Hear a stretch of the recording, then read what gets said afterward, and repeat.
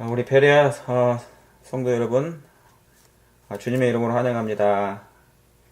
오늘 다시 한번 주님의 이름을 힘입고 예수님을 사랑하는 그 마음으로 하나님의 말씀 앞에 모이신 여러분들을 환영합니다. 특별히 나다나엘처럼 무화과나무 아래서 와 계신 여러분들을 더욱 환영합니다. 제가 지난주에 무화과나무와 재림에 대한 첫 번째 시간을 가졌었죠. 그 말씀이 여러분이 혹시 이해하실 줄 믿습니다. 혹시 이해가 안 됐을지라도 오늘 다시 한번 말씀을 마무리를 제가 할 테니까 같이 하나님의 성령께서 주시는 그 예수님의 사랑을 말씀 속에서 같이 나누는 시간 됐으면 좋겠습니다. 여러분, 선악의 싸움은 하나님의 말씀과 하나님의 말씀은 뭐예요? 하나님의 율법. 하나님의 율법이라는 뜻은 하나님의 말씀이에요. 하나님의 말씀과 뱀의 말의 싸움이에요. 선과 악. 선은 하나님, 악은 세이탄. 그렇죠? 그래서 하나님의 율법과 하나님의 말씀과 사단의 말의 싸움이에요. 이걸 달리 얘기하면 신본주의와 인본주의의 싸움이에요. 신본주의와 인본주의의 싸움. 그럼 창세기 2장을 잠깐 우리 또 확인해 보도록 하겠습니다. 창세기 2장입니다. 창세기 2장 16절, 17절에 있는 말씀이죠. 제가 이 말씀들은 워낙 많이 말씀드렸고 했지만 또 중요합니다. 16절에 창세기 2장 16절에 여호와 하나님이 그 사람에게 명하여 가라사대 동산 각종 나무의 실과는 네가 어떻게 해요? 임으로 먹되 선악을 알게 하는 나무의 실과는 먹지 말라. 그렇죠? 여기 선악을 알게 하는 나무의 실과는 먹지 말라고. 그죠? 나무가 있죠? 선악의 나무.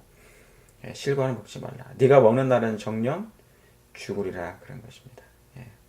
그래서 하나님께서 사단이 이미 타락을 했기 때문에 이 타락의 근본 원인이 된 어떤 치명적인 욕망, 그 방종에 대해서 하나의 견제를 이렇게 해놓으신 거예요. 견제를 해놓으신 거예요. 그래서 다른 건 다 허락해도 이것만큼은 하나님 것이니까 건드리지 말았으면 좋겠다. 그래서 이게 뭐예요? 하나님의 율법이었죠. 선악을 알게 해주는 거니까. 선과 악을 알게 해주는, 깨닫게 해주는 거예요. 그게 뭐예요? 하나님의 율법이죠. 그렇죠? 그래서 우리가 뭐냐면 세상의 법이 없으면 무법천지가 되죠. 근데 법이 있기 때문에 우리가 죄가 아닌 것을 죄인지 아닌 걸 알 수 있는 것처럼 하나님의 율법은 곧 선악과는 하나님의 율법.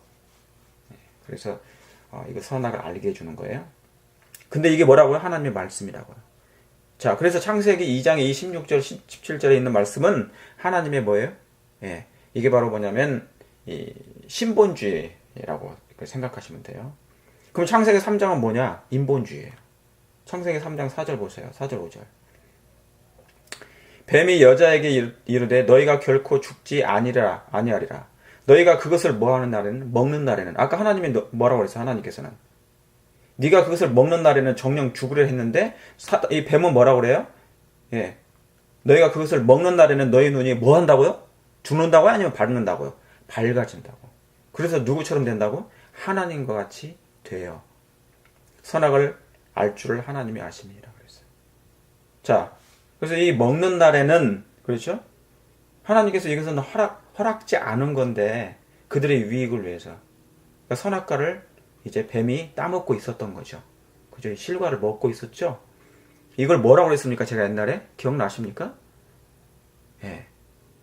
이게 뭐냐면 선악과를 따먹었다고 하면 하나님의 율법을 범한 걸 얘기한 거죠. 하나님의 율법을 순종치 아니한 거예요. 하나님의 율법은 나쁘다고 얘기한 거죠. 따먹었다는 그 얘기는. 그러니까 뱀이 원래 이렇게 선악과를 따먹는 게 아니었어요. 그 모습을 한 그 모습이 뭡니까? 사단이 가장해서 온 거죠.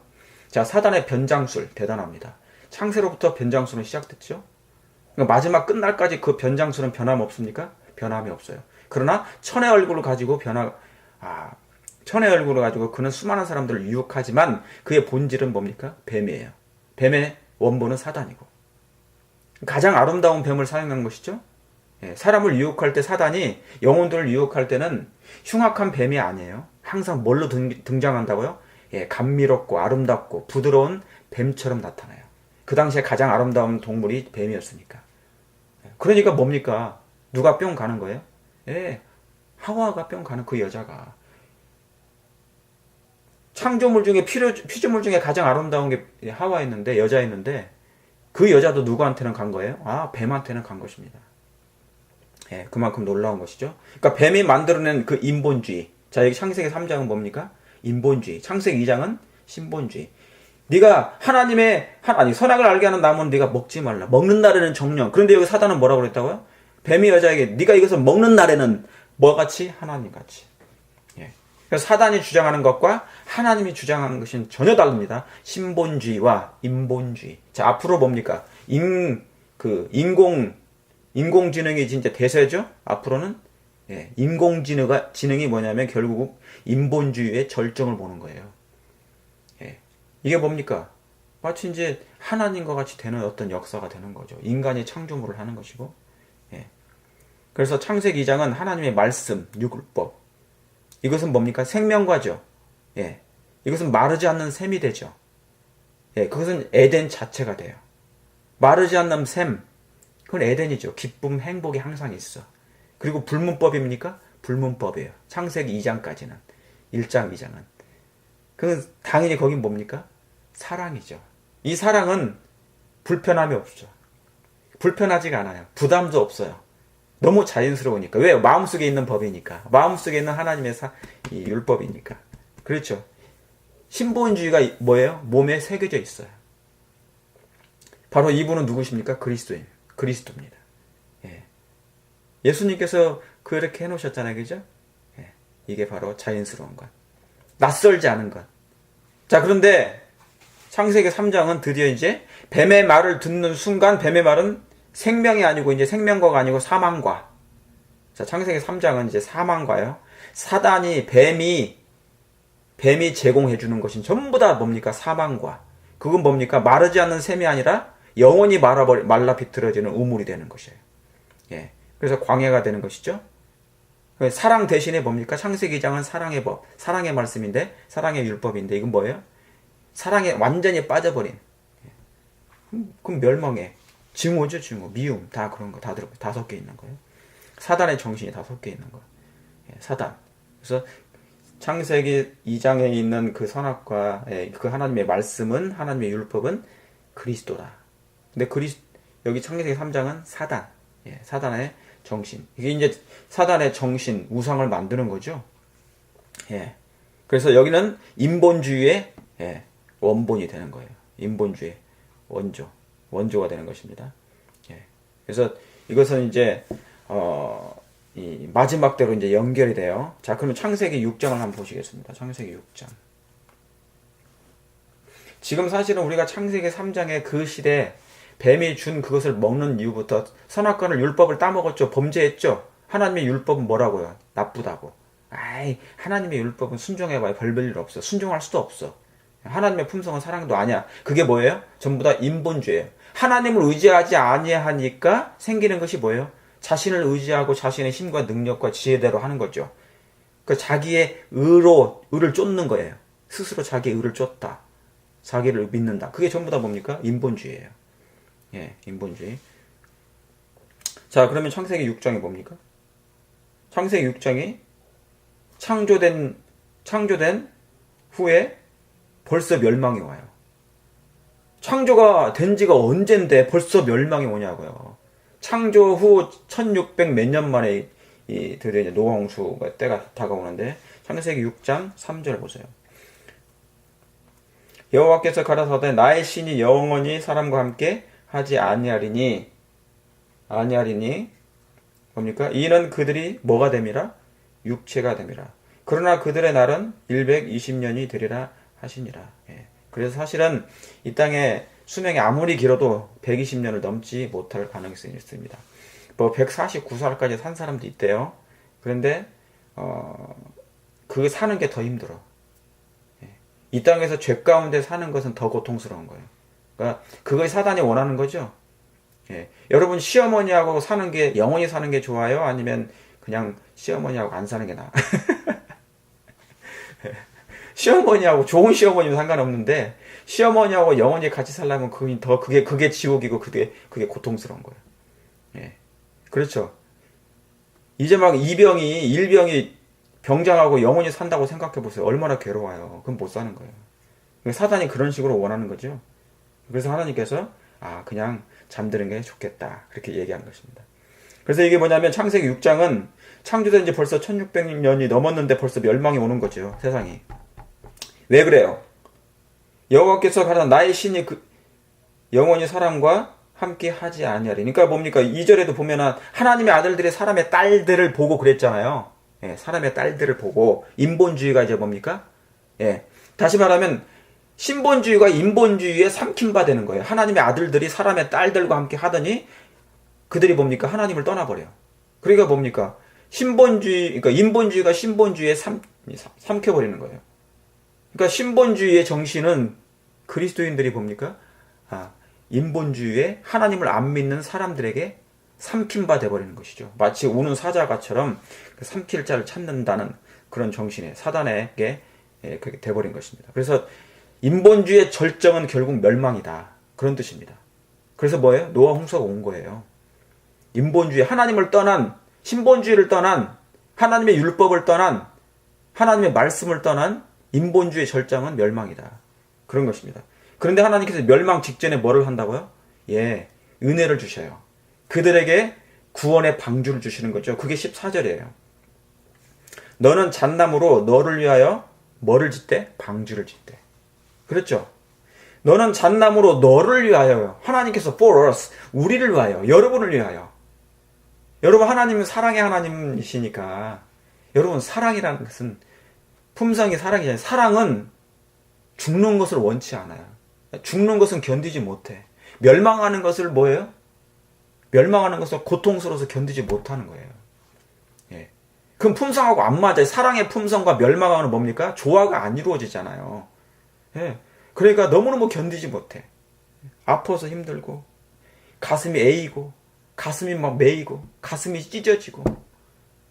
그게 사랑의 본질이에요. 그게 하나님의 마음이었단 말이죠. 그러니까 신본주의의 그 정신이에요. 그러니까 뭡니까? 인본주의의 절정이 지금 뭡니까? 인본주의의 절정이 하나님의 아들들이 사람의 딸들에게 삼킨 바 되는 그런 인본주의가 신본주의를 삼켜버리니까 멸망 직전이잖아요. 멸망하죠. 그럼 어떻게 돼요? 그런데 하나님은 그대로 볼 수가 없어요. 왜? 사랑은 그때부터 발동하기 시작하니까. 내가 결코 그들을 구원하지 않으면 못 견디는 심령이 바로 뭐예요? 신본주의 정신이 예수님의 마음. 그래서 예수님이 뭡니까? 너를 위하여 방주를 지으라는 거예요. 그래서 이 방주가 뭐냐면 은혜의 방주예요. 여러분 지금 은혜 기간이 있습니까? 노아 당시에도 은혜 기간이 깊었던 것처럼 120년 동안 있었던 것처럼 마지막 때도 지금 은혜 기간이 있어요. 1844년 이후에 2300주의 끝이 된 이후부터 뭡니까? 은혜 기간은 지속되고 있어요. 예. 이 은혜 기간 때는 뭐를 만들으라고요? 너를 위하여 방주를 지으라 한 거예요. 예. 그렇죠? 다시 말하면 뭐하라고? 인본주의 때문에 멸망하니 노아 홍수 당시에 멸망에 가고 있으니 인본주의에서 벗어나서 신본주의로 돌아오라. 다시 말하면 창세기 2장 16절 하나님의 말씀으로 돌아오라. 예수님의 품성으로 돌아오라는 얘기예요. 마음의 진리를 성령을 통해서 진리가 마음에 각인되기를 하나님이 원하시는 거예요. 예. 이게 뭐예요? 그래서 이게 창세기 6장 14절은 뭡니까? 믿음의 의의 방주라고 그래요. 의. 거기는 의가 있어요.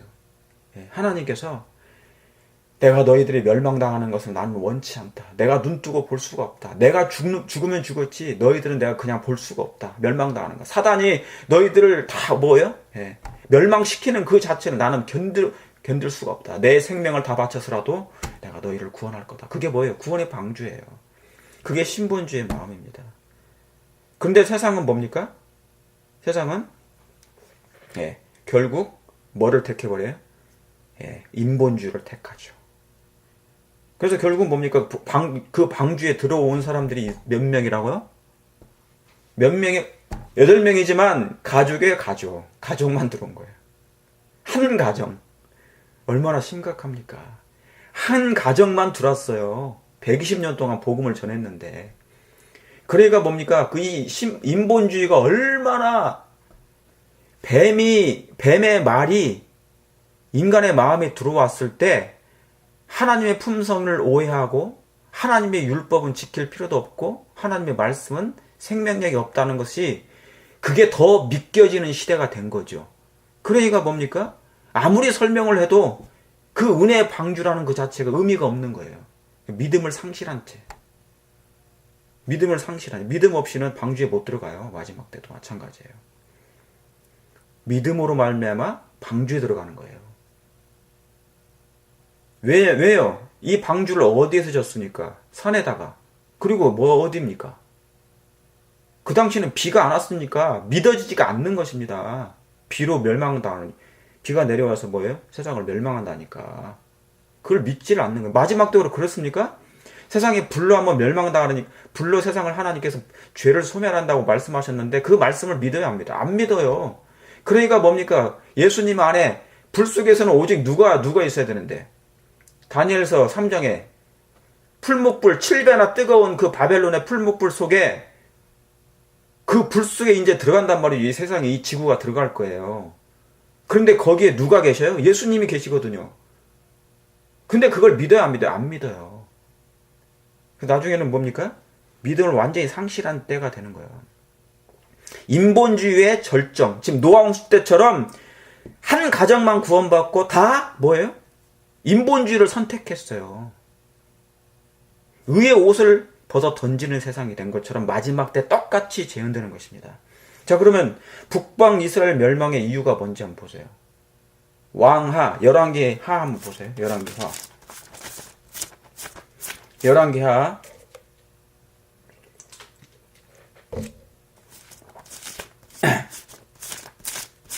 열왕기 하. 여러분 성경이 재밌지 않나요? 재밌죠? 저는 되게 성경이 재밌는데 여러분들도 재밌죠? 네. 성경을 좋아해야 돼요. 여러분 성경 좋아하시죠? 사단이 준 선악과를 원래 범죄 전에 하나님께서 주신 이 선악과는 먹지 말아야 되잖아요. 근데 사단이 주는 선악과를 나중에 먹으니까 사람이 좋아했단 말이죠. 그렇죠? 그게 뭐예요? 하나님을 싫어하는 것을, 말씀을 싫어하는 것을 좋아한단 말이죠. 율법을 싫어해요. 그래서 사람이 성경을 좋아하지 않아요. 근데 여러분은 뭡니까?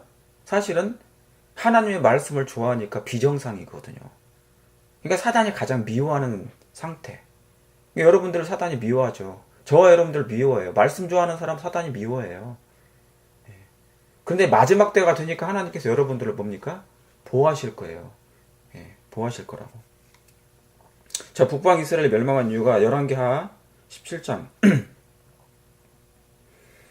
17장에 여러분 1절부터 쭉 보면은 유다왕 아하스 12년에 엘리의 아들 호세아가 사마리아에서 왕이 돼요. 그래서 9년을 치리한데 호세아 때 멸망합니다. 호세아 왕이 9년 동안 있는데 6년째 됐을 때 아수르 왕이 쳐들어와요. 그래서 뭡니까? 에워쌉니다. 5절 보세요. 올라와서 그 온 땅에 두루 다니고 사마리아로 올라와. 사마리아는 어느 나라입니까? 북방 이스라엘의 수도죠. 올라와서 3년을 에웠어요. 3년을 그 성을 에워싸 버립니다. 그렇죠. 북방 이스라엘 아수르 왕이. 애굽 다음에 아수르예요. 아수르 왕이 다 뭡니까? 에워싸 버려요. 그럼 어떤 일이 벌어지겠어요? 다시 말하면요, 음식을 가져올 수가 없어요. 성 안에 있는 음식만 남아있어요. 그럼 1년이 가고 2년이 가고 그럼 다 음식이 어떻게 돼요? 저장해뒀던 음식이 다 떨어지죠. 3년째는 어떻게 되겠어요? 이제 사람이 눈이 뒤집힌다고, 배고파가지고. 이때 품성이 안 되면 사랑이 없게 되잖아요. 인본주의가 절정에 이르잖아요. 품성이. 그러면 어떻게 됩니까? 사람을 잡아먹어요. 죽여요. 내가 살기 위해서. 왜냐하면 이기적인 품성인데 사단의 성격이 들어온 거잖아요. 그러니까 뭡니까? 하나님이 없는, 신본주의가 없는 그 인본주의의 정신이 뭡니까?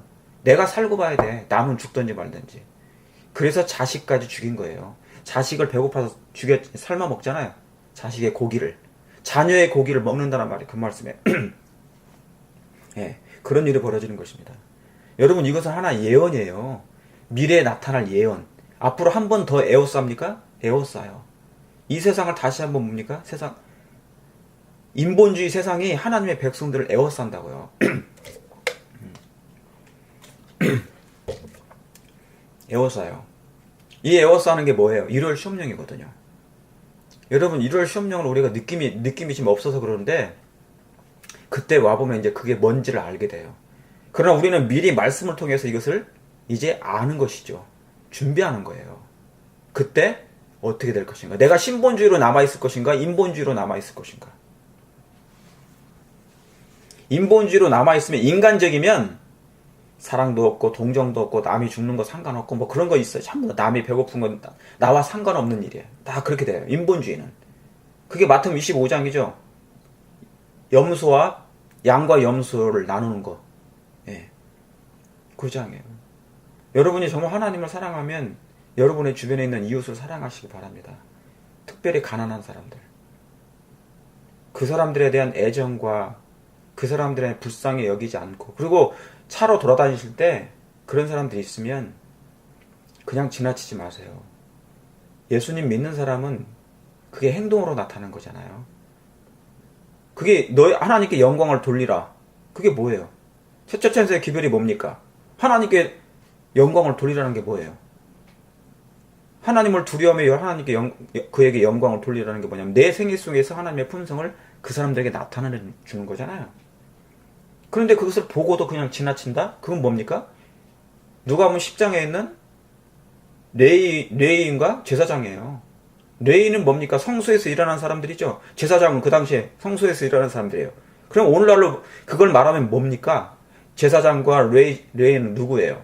목사들과 집사들, 장로님들이에요. 그런데 그들은 뭡니까? 그 당시 유대 당시에 예수님이 하도 뭐냐면 너무나 이기적이니까 사람들이 자기들은 구원받는다고 하는데 뭐예요? 지나가는 강도에게 맞아가지고 거반 죽게 된 사람을 갖다 그냥 지나치는 것. 근데 누가 도와줬어요? 사마리아 사람이. 이방인이 도와줬단 말이에요. 그 사람을. 여러분, 이거 우리가 정말 많이 깨달아야 돼요. 그래서 우리의 삶에서 실천되지 않으면 아무 의미가 없죠. 네. 그래서 3년을 에워쌉니다. 북방 이스라엘이 멸망한 이유가, 근데 여기 이유가 뭐예요? 7절에 한번 보세요. 이 일은 이스라엘 자손이 자기를 애굽에서 인도하여 내사 애굽왕 바로의 손에서 벗어나게 하신 그 하나님 여호와께 뭐 했다고요? 죄를 범했어요. 죄를 범하고 또 다른 신들을 경외하며, 이게 다른 신들을 누굽니까? 여기서 다른 신들을 창세기로 말하면 어디예요? 누구예요? 우리가 지금 좀 전에 공부했던 창세기 2장이에요? 3장이에요? 3장이죠. 지금 다른 신을 쫓는 거, 뱀을 쫓는 거, 이게. 여러분, 말이 다 바뀌어서 그렇지 창세기 1장, 2장, 3장에서 다 나와요. 그냥 모든 게 다. 이 다른 신들을 말만 바꿔놓은 거예요. 그냥 창세기 3장에 있는 그 뱀이 그것을 먹는 날에는 네가 하나님 같이 될 거다. 눈이 밝아가지고. 그러니까 하나님 쫓지 말고 이거 먹어봐. 그거 얘기한 거예요. 뱀을 쫓으라, 나를 쫓으라, 그 말입니다. 여호와께 범죄하고, 창세기 2장 16절을 범죄하고, 너무너무 쉽죠? 창세기 2장 16절을 범죄하고, 하나님께 범죄하고, 신본주의를 거역하고 인본주의를 따랐더라, 그 얘기예요. 경외하며, 인본주의를 경외하며, 여호와께서 이스라엘 자손 앞에서 쫓아내신 창세기 3장 이방 사람의 규례와, 지금 제가 말을 바꿉니다. 뱀의 사람의 규례와 이스라엘 여러 왕에 세운, 그렇죠? 여러 하나님이 세운 거예요? 여러 왕이 세운 거예요? 왕이 세운 거예요. 사람이죠? 그걸 인본주의잖아요. 왕이 세운 율례를 행하잖아요. 네. 얼마나 놀라운 일입니까? 그래서 여러분, 이 6절부터 몇 절까지? 18절까지 그 얘기예요. 18절까지. 왜 그들이 멸망하는가? 원인이 나왔어요. 전부 다 뭐예요? 하나님을 떠나서 그런 거예요. 여기 15절 보세요. 여호와의 율례와 여호와께서 그 열조로 더불어 세우신 언약과 세우신 언약이 있습니까? 창세기 때는 선악을 알게 하는 나무를 먹지 말라. 하나님과 언약이 있었어요. 언약을 맺었죠, 아담이. 그런데 그 언약이 파기됐어요. 일방적으로 그가. 그렇죠? 예. 그 언약이 깨진 거예요. 그래서 언약을 깨져가지고 에덴 동산에서 다른 언약을 세워요. 그게 뭐냐면 새 언약이에요. 이제는 네가 하나님의 계명, 하나님의 율법을 못 순종하지 못한다. 네 스스로는 나 없이는 안 된다. 그래서 뭡니까? 피로 언약을 다시 맺어요. 그게 창세기 3장이에요. 그래서 예수님께서 가죽옷을 지어 입혔죠. 그게 새 언약입니다. 그게 은혜의 언약이라고 그래요. 그래서 언약은 하나님과 맺었던 그 영원한 언약이 있었지만 깨져버렸기 때문에 이제는 그가 스스로 하나님의 계명을 순종하지 못해요. 그래서 어떻게 합니까? 불문법이 없어졌으니까 마음에. 그래서 피로 언약을 세워 예수님을 개인의 구주로 영접한 때 피의 공로를 의지함으로 말미암아 그 의를 믿음으로 말미암아 거저 그 사람에게 의롭다 하심을 주시는 거죠. 하나님이 선물로 주시는 거죠. 그래서 그때부터 그 사람은 새로운 피조물이 돼서 새로운 사람이 됨으로 성령을 쫓아가는 거예요. 그 성령을 쫓아간다. 그 말은 말씀을 쫓아가는 거예요. 다시 뭐예요? 신본주의, 하나님의 율법, 말씀을 쫓아가는 거예요. 누굴 통해서? 성령의 은혜를 통해서, 성령의 능력을 통해서, 성령의 인도함을 쫓아서. 그래서 성령으로 살고 성령으로 행하는 거예요. 이해하시겠습니까? 제가 지금 창세기 2장과 3장을 얘기하는 겁니다. 전부 다 성경이 그 얘기예요, 이게. 그래서 이 6절부터 이 17절까지는요, 전부 다 인본주의예요. 창세기 3장. 뱀의 말을 듣고, 뱀이 세운 율례, 그 얘기입니다. 그랬죠? 예. 아까 제가 읽었던 15절에 여호와의 율례와 여호와께서 그 열조로 더불어 세우신 언약과 경계하신 말씀을 뭐 하고요? 버렸죠. 아담도 버렸죠. 먹지 말라 한 것을 먹었죠. 똑같은 거예요. 버리고 뭐를 쫓았어요? 신본주의를 버리고 허무한 것을 쫓아 허망하여. 그렇죠. 허무한 것을 쫓아 허망하며 또 여호와께서 명하사 본받지 말라 하신 것을 사방 이방 사람을 본받아. 그게 누구의 말을 본받았어요? 사단이 말한, 뱀이 준 그 말을 그대로 믿고 그냥 따라버린 거예요. 인본주의를 따랐고 사단의 뱀의 말을 따랐죠. 그게 창세기 3장이잖아요. 말만, 단어만 바뀌었지 전부 다 그 얘기입니다. 형태만 바꿨어요. 본질은 같은 것입니다. 여기 뭐 두 송아지 형상을 만들고 전부 다 본질은 다 같아요. 사단이 여러 개로 분열시켜놨지만 그 본질에 있어서는 하나라 그 말입니다. 18절에 여호와께서 이스라엘을 심히 놓아서 그 앞에서 제하시나. 자, 유다 지파 외에는 남은 자가 없느니라. 그랬죠. 그 다음에 19절에 그런데 자 이렇게 해서 이제 북방 이스라엘이 멸망당했어요. 멸망당하는 이유가 자, 이렇게 해서 이제 북방 이스라엘 백성이 멸망당하고 에워싸인 것입니다. 자, 그 이유가 이제 나온 거죠. 그런데 유다 백성 보세요. 유다는 어땠습니까? 남방 유다는 어떤지 보세요. 유다도 19절에 그 하나님 여호와의 명령을 지켰어요, 안 지켰어요? 예, 창세기 2장 16절을 지켰어요, 안 지켰어요? 안 지켰어요. 선악과를 따먹었잖아요. 명령을 지키지 아니하고 너희가 그것을 먹는 날에는 정령 죽으리라 했는데 그것을 지키지 아니하고 그 다음 보세요. 그 다음이 중요한 거예요. 이스라엘 사람이요. 하나님이에요, 사람이에요. 사람의 세운 율례를 행하였다. 그래서 이게 인본주의의 절정 때문에. 사람의 세운 율례를 행하였으므로 여호와께서 이스라엘의 온 족속을 버리사 괴롭게 하시며. 하나님이 버리셨어요? 아니면 사람이 버렸어요? 사람이 버린 거예요. 이스라엘이 버렸기 때문에 하나님이 어쩔 수 없이 떠나간 거예요. 그러니까 이 성경을 사람이 보고 읽으면서 오해를 하는 거야. 하나님이 이스라엘 백성을 버렸네? 그래도 사랑의 하나님인데 어찌 버릴 수 있을까? 오해하는 것입니다. 그 오해가 어디서부터 나온 거예요? 창세기 3장에 하와와 뱀과 선악과를 먹으면서 대화하는 중에 하나님의 품성이 오해된 거예요. 그때부터 사람이 유전돼가지고 오늘날까지 하나님을 오해하는 것이죠. 품성을. 예. 그렇죠. 사람이 세운, 이게 인본주의의 절정이에요. 그러니까 뭡니까? 북방 이스라엘이 멸망한 이유가 뭐예요? 신본주의 대신에 인본주의를 선택한 거예요. 남방 유다가 뭐예요? 사람의 세운 율례를 선택한 거예요. 하나님 대신에. 아시겠죠? 예.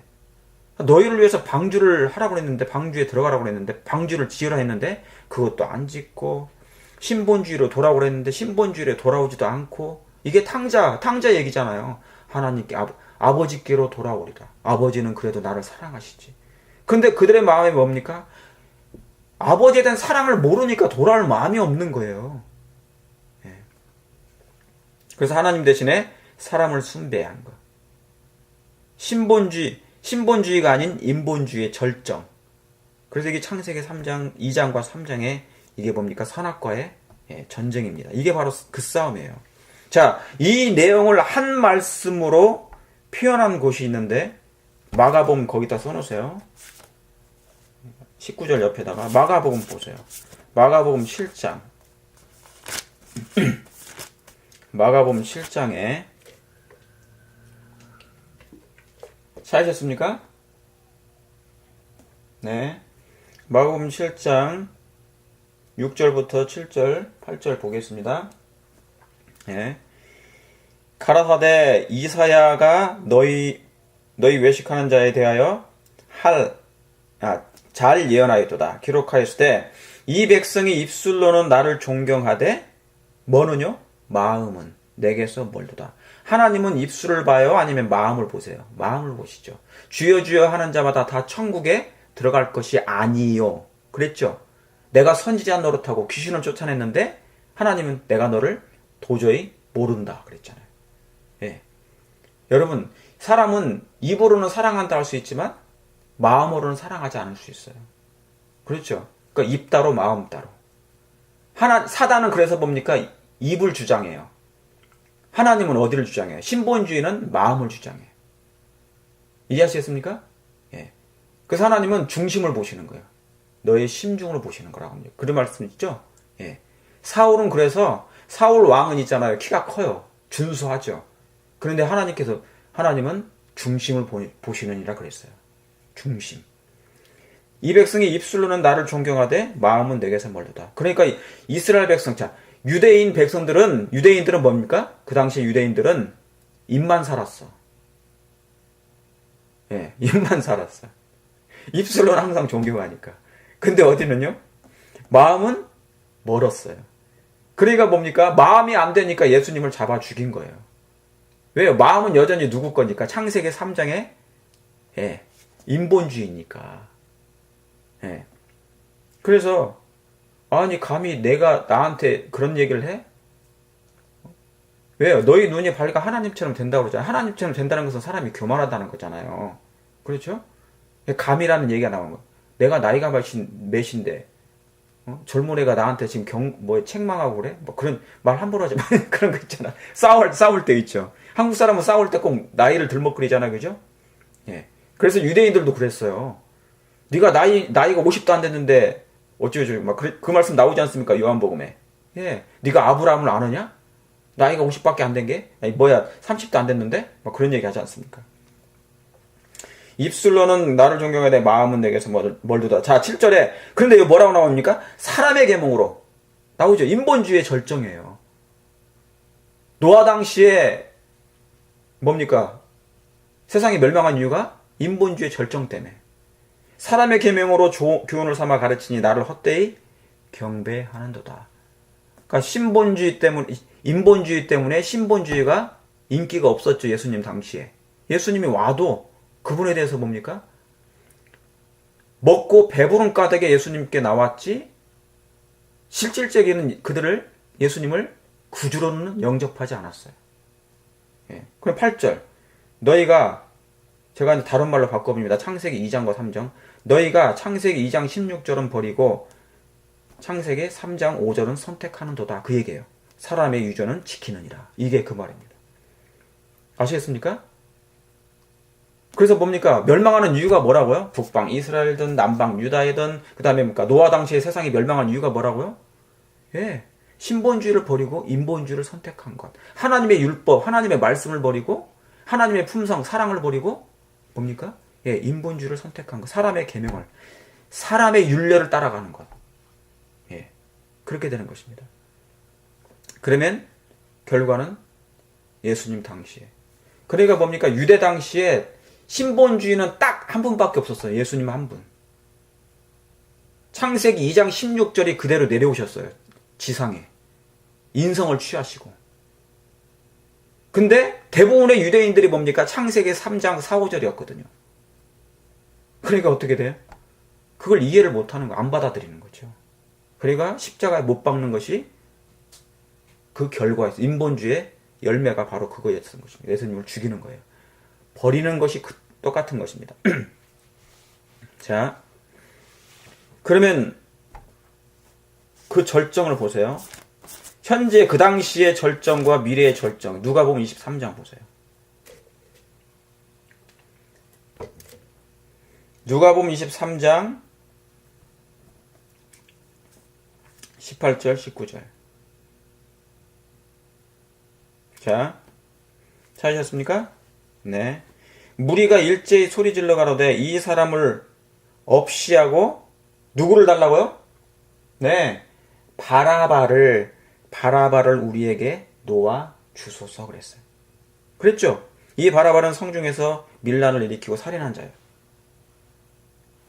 그런데 이스라엘 백성이 제가 좀 전에 말씀드렸던 것처럼 이스라엘 백성은 뭡니까? 인본주의의 열매를 가지고 있는 사람들이기 때문에 다시 말하면 뭐예요? 사람의 율례, 뱀의 정신, 뱀의 그 말을 그대로 유전돼가지고 후손들이 했어요. 그러니까 뱀의 후손들이란 말이에요. 창세기 3장 15절에 뱀의 후손이 그랬잖아요. 너의 발꿈치를. 그 뱀의 후손이 결국 예수님을 죽였잖아요. 그러니까 결국은 그들이 뭡니까? 예수님을 십자가에 못 박음으로 창세기 3장 15절에 구속의 경륜의 그 뱀의 후손들이었다는 것을 결과적으로 나타난 거예요. 그럼 누굴 선택합니까? 바라바예요? 아니면 예수님이에요? 바라바는 우리에게 놓아주소서. 예수님을 십자가에 못 박으소서. 그 얘기인 것입니다. 예. 그러니까 그들의 품성이, 그들의 마음이, 중심이 뭡니까? 예.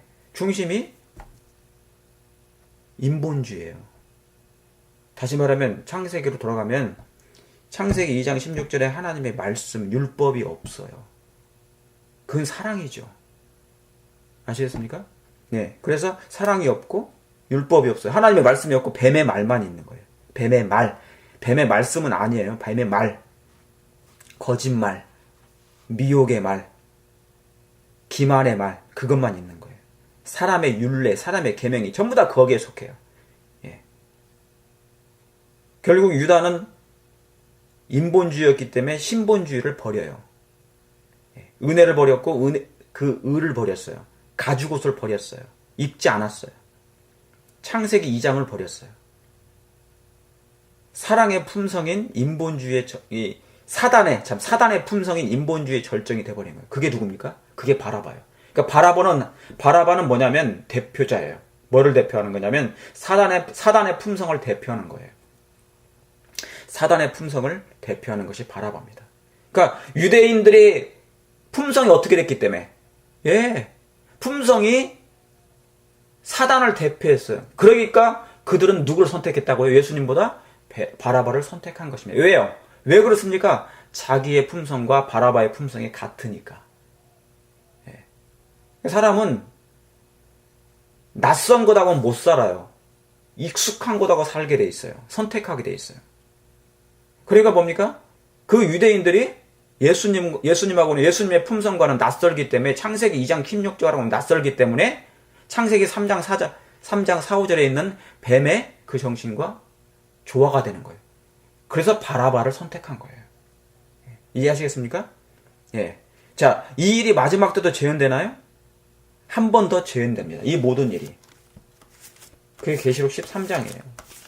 계시록 13장. 제가 지금 드린 말씀은 사실은 굉장히 중요한 컨셉이에요. 중요한 성경의 뼈대라고요. 개념이고. 제가 반복하는 거지만 조금 다르죠. 그러나 중요한 거예요. 성경을 원래 반복하는 기별이니까. 여러분 교회에서 설교 들으실 때 새로운 거 들으십니까? 반복된 설교 말씀 들으시잖아요. 그 성경 속에 신구약 속에 있는 말씀이니까. 계시록 13장 14절. 다 읽지 않습니다만은 14절에 짐승 앞에서 받은 바 이적을 행함으로 땅에 거하는 자들을 미혹하여 앞으로 이 이적으로 인하여서요. 자, 이 이적이 어떤 이적이에요? 창세기 3장에 하와를 여자를 유혹했던 최면을 걸었던 그 이적입니다. 사단은 이 이적이 흉측하게 다가올까요? 아니면 부드럽게 다가올까요? 흉측하게 다가오지 않아요. 부드럽게 다가옵니다. 그러니까 사람들이 뭡니까? 넘어가는 거예요. 하와를 넘어뜨리기 위해서 아름다운 부드러운 뱀을 사용했던 것처럼. 아시겠습니까? 네. 아시겠죠? 예, 굉장히 그렇게 나옵니다. 그래서 마지막 때 이적도 그렇게 나타나요. 그러니까 분별력이 없게 되면, 영적인 식별력이 없게 되면 어떻게 됩니까? 다 미혹에 넘어갑니다. 디모데전서 4장 1절에 뭐라고 했습니까? 후일에 어떤 사람이 믿음에서 떠나며 귀신의 영을 쫓으리라. 그 말씀 그대로 이루어질 거예요. 제가 지금까지 드린 이 말씀이 성경적으로 여러분이 마음의 말씀을 준비하지 않으면, 말씀으로, 다시 말해 창세기 2장 16절에 신본주의가 여러분의 마음 가운데 각인되지 않으면. 그러니까 우리가 공부하잖아요. 그죠? 예.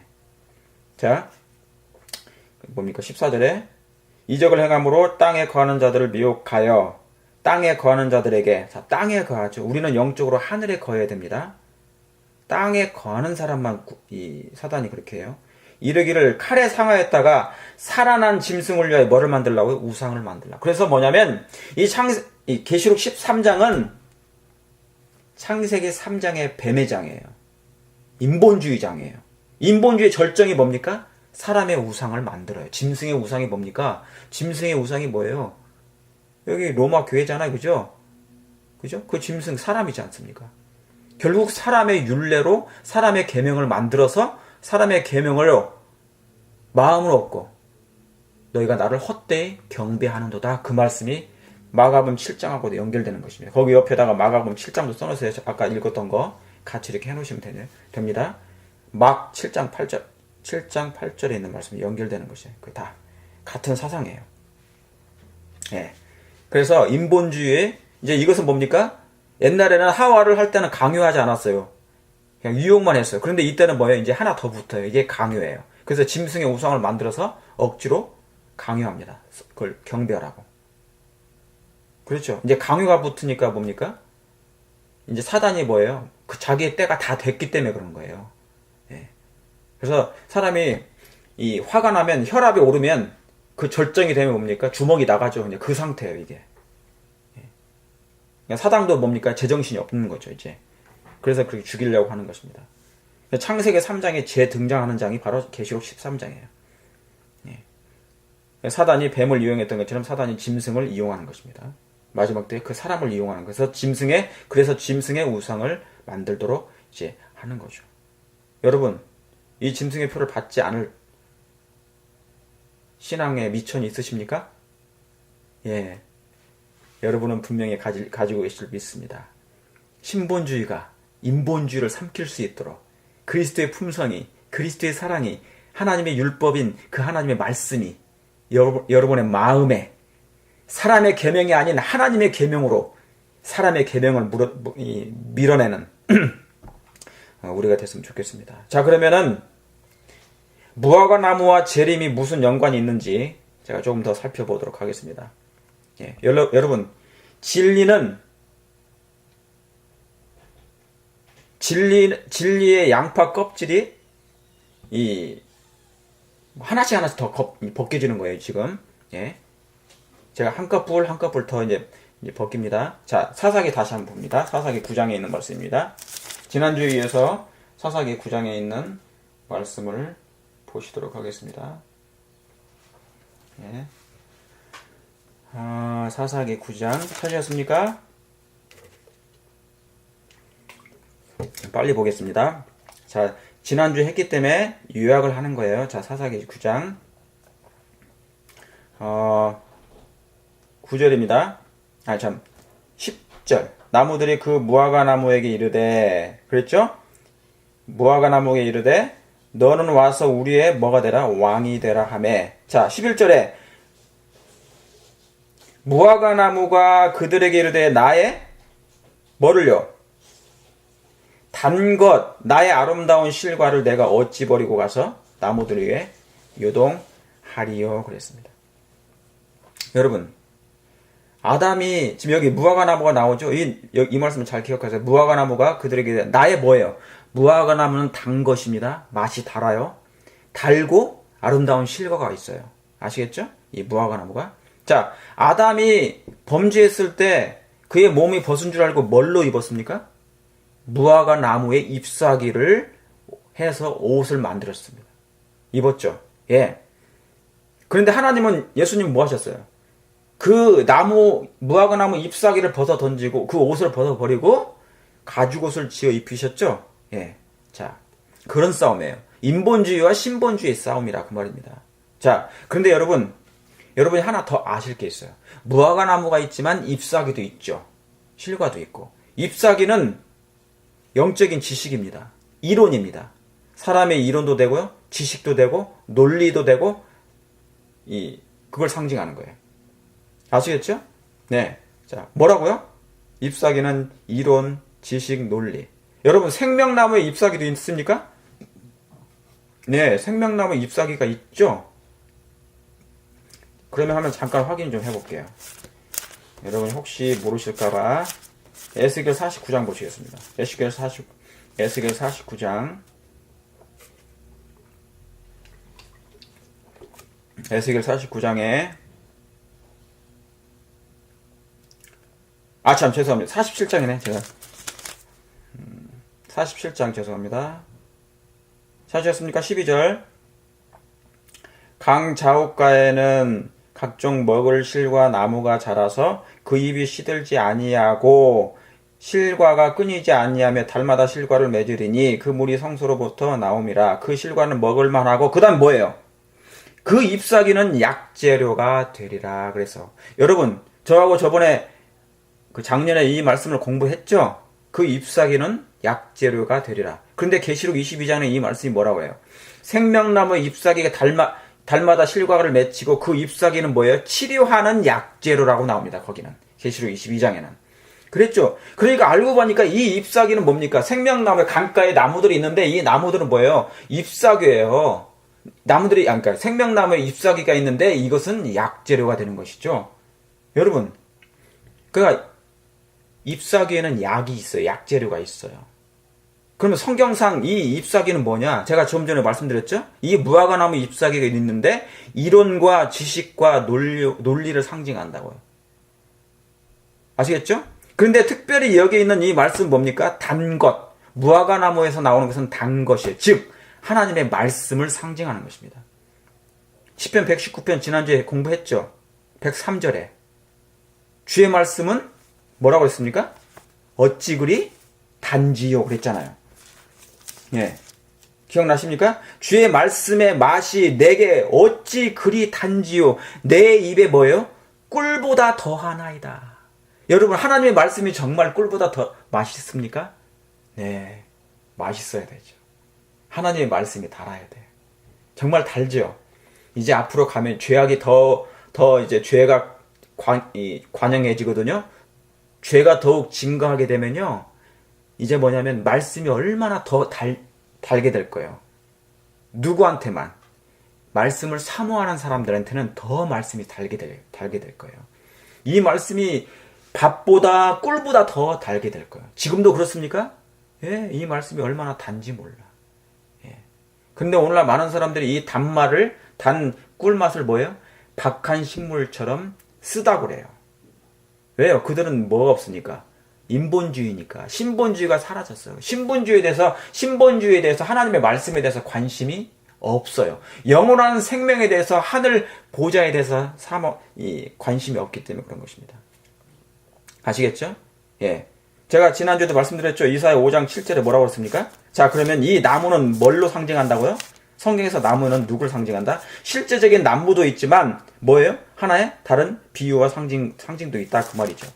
5장 보세요. 이사야 5장 7절에 제가 이 말씀 찾았죠? 5장 7절에 제가 이 말씀 바로 읽고 빨리 지나갑니다. 왜냐하면 지난주 했기 때문에. 대저 만군의 여호와의 포도원은 이스라엘의 족속이요. 자, 포도는 뭐라고요? 이스라엘 족속이고요. 그의 기뻐하는 뭐예요? 나무는 유다 사람이라. 그러니까 이 나무는 뭘 상징했습니까? 예, 비유했습니까? 사람이에요. 영혼들이에요. 그러니까 여러분은 무화과 나무는 뭡니까? 여러분이라 그 말입니다. 하나님의 백성들을 상징하는 것입니다. 유다 백성들을 얘기했어요. 아시겠습니까? 예. 그렇죠. 자, 이 말씀을 생각하시면서, 자, 포도원에서 포도나무도 사람이고 나는 포도나무요. 내 아버지는 농부라 그랬죠. 그러니까 나무는, 성경에서 나무는 전부 다 뭐예요? 사람들을 표현한 거예요. 상징한 거예요. 무화과 나무, 포도나무 다 똑같습니다. 여기서 그 나무는 유다 사람이라. 아시겠죠? 자, 그러면 마태복음 21장 보시겠습니다. 마태복음 21장.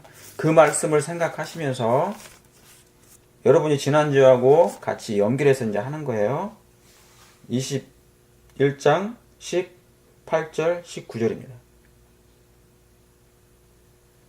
찾으셨습니까?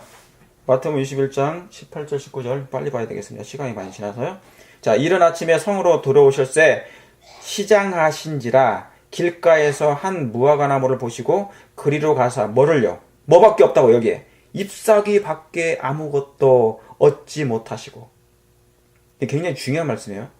무화과 나무를 봤죠? 예수님이 지금 뭡니까? 시장하셔가지고 가시다가 무화과 나무를 보셨어요. 그 무화과 나무를 보셨는데 그 무화과 나무에 잎사귀 밖에 없고 뭐를 얻지 못한 거예요? 실과가 없는 거예요. 그래서 뭐라고 하십니까? 예. 그래서 예수님이 저주를 내리셨죠. 무화과 나무가 곧 마른지라. 그래서 다음날 이른 아침에 갔더니 이 무화과 나무가 뿌리채 다 그냥 말라 비틀어진 거예요. 예. 여러분 성경에서 마른 나무가 됐다. 그 말은 뭐냐면 푸른 나무가 있고 마른 나무가 있어요. 푸른 나무는 예수님밖에 없어요. 마른 나무는 악인들을 상징하고 죄인들을 상징해요. 아시겠습니까? 그럼 마른 나무가 됐다는 것은 뭐예요? 잎사귀도 없고 열매도 없는 거죠. 그건 뭡니까? 악인들을 상징하는 거예요. 그래서 마지막 때 악인들은 다 소멸됩니까? 소멸되는 거예요. 예. 그런데 여기에 중요한 게 뭡니까? 잎사귀밖에 없는 거예요. 다시 말하면 여러분 창세기 3장에 아담을 생각하셔야 돼. 아담이 범죄하자마자 그의 옷이 자기의 몸이 벌거벗은 것을 알고 뭘로 해서 옷 입었다고요? 예, 무화과 나무 잎사귀로 옷을 해서 입었다고요. 다시 말하면 자기의 지혜, 자기의 지식, 자기의 논리로 그 일을 했단 말이죠. 그 죄의 수치를 가리었단 말이에요. 변명하고 핑계대고 막 그런 거 했단 말이죠. 그런데 이 잎사귀는 다른 쪽에서, 다른 면에서 뭐라고 했다고요? 하나님의 말씀을 상징했어요. 여러분 이 말씀을 잘 기억하시기 바랍니다. 다시 말하면 이 잎사귀는, 무화과 나무 잎사귀는 지식을 상징합니다. 지식의 말씀을 상징하고요. 그 열매는 뭐예요? 무화과 나무 열매는 단 것이라고 그랬잖아요. 여러분 하나님의 말씀이 달죠. 이 잎사귀들이 무성했다는 것은, 자, 예수님이 멀리서 보니까 무화과 나무가 무성했어요. 잎사귀가. 여러분 무화과 나무의 특징은 다 아시죠? 잎사귀가 먼저 나요. 그 다음에 열매가 납니다. 그걸 잘 이해하셔야 돼요. 그러니까 잎사귀가 무성하게 났다는 것은 당연히 뭐도 있을 걸 아신 거예요. 하나님이, 예수님이. 예, 열매가 있을 걸 알았던 거예요. 그런데 가까이 가서 보니까 뭐는 없고 잎사귀만 무성하고 지식만 많고 성경적 지식은 많은데 진리는 알고 있는 것 같은데 뭐는 안 맺었다고요? 품성이 안 된 거예요. 자, 이스라엘 백성이, 유대인들이 있지 않습니까? 메시아에 대한 그 성경적 지식은 가지고 있었어요. 성경의 지식은 알고 있었어요. 조금. 다 알고. 그런데 여러분 호세아 4장 9절에 기억나십니까? 내 백성이 뭐가 없어 망한다고요? 지식이 없어 망한다고요. 그런데 이 유대인 백성들은 뭐였습니까? 자기들이 지식이 있는 줄 알았어요. 그래서 잎사귀가 무성했단 말이죠. 성경은 가지고 있었으니까, 구약의 성경은. 그런데 성경은 가지고 있었는데 율법의 보관자로 생각해봤는데 뭐는 없다고요? 열매가 없는 거예요. 단맛이 없어요. 이게 그 차이입니다. 열매 없는 잎사귀만 무성했다. 다시 말하면 지식만 충만했다. 자, 라오디게 백성들, 제7일 안식일 예수 재림교회 SDA의 현재 형편이 바로 이 상태입니다. 유대 백성이나 지금 오늘날 영적 이스라엘 백성이나 같은 백성이에요. 진리교회라고 자부심을 가지고 있지만 이 진리라는 구호만 가지고 구원받지 못해요. 뭐가 있어야 된다고요? 구원이 열매가 있어야 된다고. 그 열매가 뭡니까? 하나님의 말씀인 그리스도입니다. 말씀이 창세기, 여러분 요한복음 1장 48절에 한번 찾아보세요. 그게 무슨 말씀이 있는지. 요한복음 1장 14절에 말씀이 뭐가 되셨어요? 육신이 되셨죠? 이게 무슨 말씀입니까? 창세기 2장 16절 거기 옆에다 써놓으세요. 이게 뭐예요? 하나님의 율법이에요. 선악을 알게 하는 나무. 그 율법. 그 율법을 따먹으면 안 돼요. 범하면 안 돼. 순종하고 살아요. 이 마음에 있는 거잖아요. 근데 예수님은 뭡니까? 아담이 범죄했기 때문에 이제 말씀이 육신에 대해서 다시 내려오신 거예요. 창세기 2장 16절이 내려오신 거란 말이죠.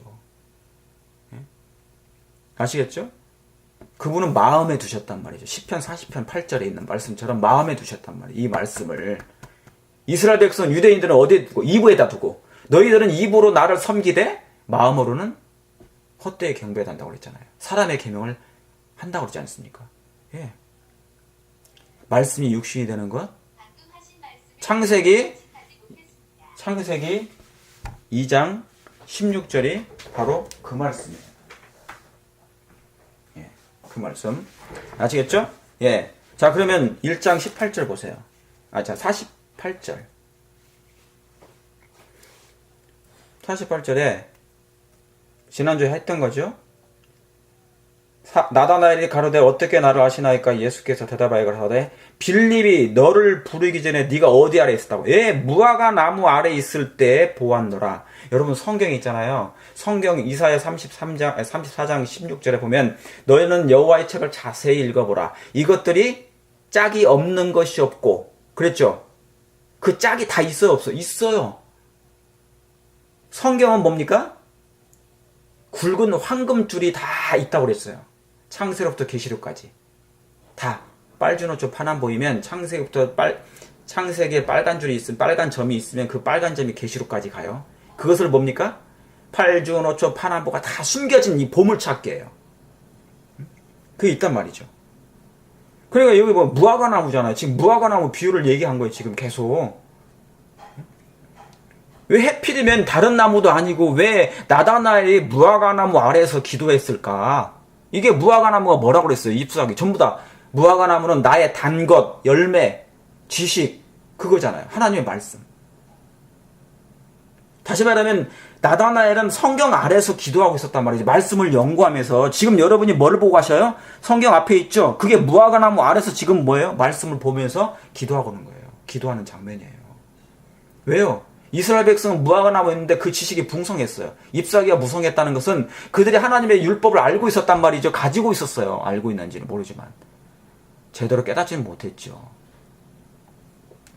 예. 그런데 그 진리 속에 감추어진 오묘한 예수님의 품성을, 예수님을 알지 못한 것이에요. 지식만 가지고 있었지. 예. 그래서 여러분, 잎사귀는 생명의 말씀, 그걸 얘기하는 것입니다. 그래서 무화과 나무는 유다 백성을 상징하고 그 잎사귀는 하나님의 말씀을 상징해요. 지식. 예, 이런. 그런데 뭐예요? 유대인들은 뭐가 없다고요? 먹을 게 없었다고요. 로마서 3장 보세요. 로마서 3장에 뭐라고 써있는지. 3장 1절. 이제 다 끝나갑니다. 로마서 3장 1절. 로마서 3장 1절. 찾으셨습니까? 네. 그런즉 유대인이 더 나은 게 뭐냐 그 말입니다. 이방인들보다. SDA가 저와 여러분이 재림교회가 다른 교회보다, 일반 교회보다 나은 게 뭐냐 그 말이냐. 무엇이며 할례의 유익이 무엇이냐. 할례가 뭐예요? 하나님의 율법을 순종하겠다는 언약을 한 거죠. 서약한 거죠. 그래서 할례를 받았죠. 하나님의 말씀에 순종하지 않겠다고 하면 이 할례를 못 받아요. 근데 이게 무슨 얘기입니까? 창세기 2장 16절이잖아요. 언약. 할례의 유익이 무엇이뇨? 범사에 많으나 첫째는 저희가 뭐예요? 뭐를 맡았습니다? 하나님의 말씀을 맡았습니다. 율법의 보관자라. 그죠? 선악을 알게 하는 나무를 가지고 있어요. 아담이. 그게 율법이니까, 하나님의 율법 말씀이니까 우리의 마음에 새겨져야 된단 말이죠. 그게 새 언약 기별이니까. 근데 유대인들은 말씀은 맡았는데 뭐예요? 가지고는 있었는데 그것을 품성을, 단맛을 이루지 못했어요. 열매가 되지 못했어요. 잎사귀는 막 무성해가지고 덜렁덜렁 달고 다녀. 지금 우리의 머리 위에 뭐가 있어요? 예, 무화과나무 잎사귀가 널찍한 것이 많이 있어요. 막 널렁널렁. 안식일교인들 정말 많잖아요. 아는 게 많고. 그죠?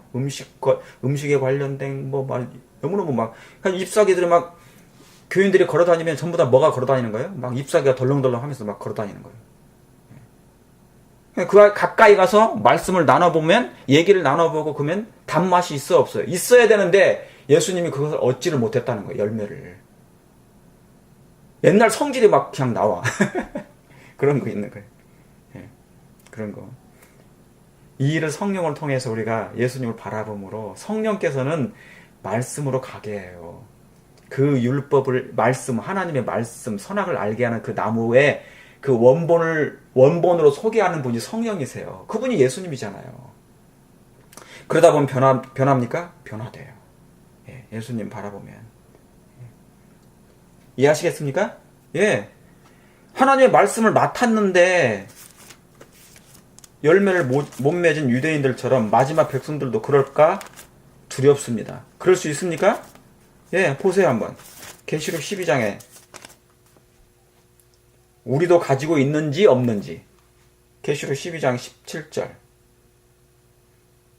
용이 여자에게 분노하여 돌아가서 그 여자의 남은 자손 하나님의 계명을 지키며 예수의 증거를 뭐한 자들이에요?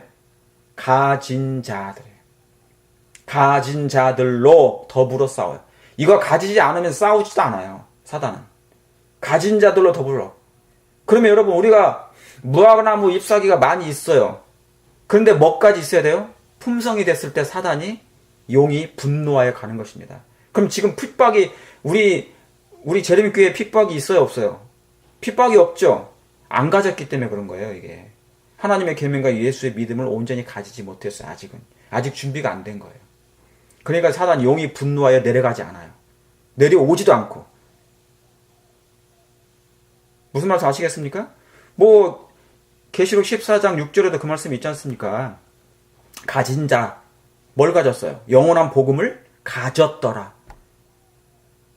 입으로 가진 건지, 입으로 가지고 있는 건지, 아니면 마음에 있는 건지, 사람의 계명인지 하나님의 계명인지 우리 자신은 스스로 알 수도 있습니다.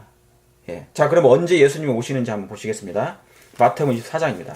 제가 이 말씀을 하고 이제 거의 마치겠습니다. 마태복음 24장. 마태복음 24장 32절입니다. 마태복음 24장 32절. 무화과나무의 비유를 배우라. 여기 또 무화과나무 나오죠. 왜 하나님께서는 성경을 기록하셨을 때 성령께서 영감을 받아서 사람들이 기록했을 때 굳이 이런 것이 다 짝 있게 하셨을까? 왜 무화과나무 비유를 하셨을까? 재림의 징조, 예수님의 재림의 직전에 왜 무화과나무의 비유를 들었을까? 예수님이 이런 것을 연구하는 거예요, 우리가. 자, 무화과나무의 비유를 배우라. 그 가지가 연하여지고 잎사귀를 뭐하면요? 또 여기 잎사귀 나오죠? 잎사귀를 내면, 중요한 말씀입니다. 잎사귀가 무성해지면 여름이 가까운 줄 알라 그랬죠? 이와 같이 너희도 이 모든 일을 보거든 인자가 가까이 곧 문 앞에 이룬 줄 알라 그랬어요. 그러니까 예수님의 재림의 때를 뭐와 연관시켰어요? 무화과나무 비유를 들으시면서 잎사귀가 내면 여름, 곧 여름은 추수를 상징해요. 열매가 있는 때를 얘기해요. 추수의 끝을 상징한 것입니다.